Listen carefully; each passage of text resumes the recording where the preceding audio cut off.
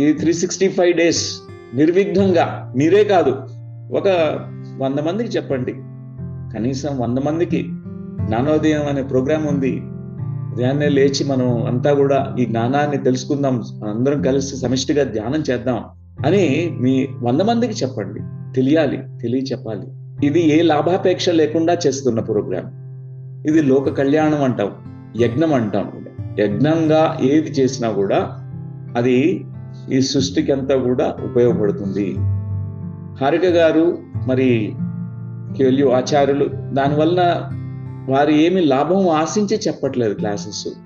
KLU quantum life university ఏ లాభాన్ని ఆశించి కాదు ఈ క్లాసెస్ నడిపించేది. ఒక పర్పస్ గా భావన చేసి లోక కళ్యాణార్థం చేస్తున్నటువంటి ఒక యజ్ఞం ఇది, ఒక మహాయజ్ఞం. దీని వెనకాల ఎన్నో త్యాగాలు ఉంటాయి, ఎన్నో త్యాగాలు.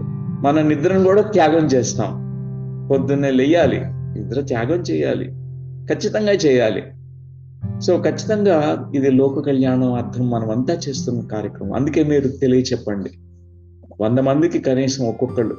ఎందుకంటే అందరికీ ఈ జ్ఞానం అందాలి. వాళ్ళలో ఎన్నో సంశయాలు వస్తాయి. ప్రారంభ దశ నుంచి వాళ్ళు సాధన చేసుకునేటప్పుడు కూడా చాలా వాళ్ళని వారు అనుభవాలను అర్థం చేసుకోవడం కానీ, వారు ఎలా ఏ డైరెక్షన్ వెళ్తున్నారు వాళ్ళకి ఆ క్లారిటీ ఉండదు.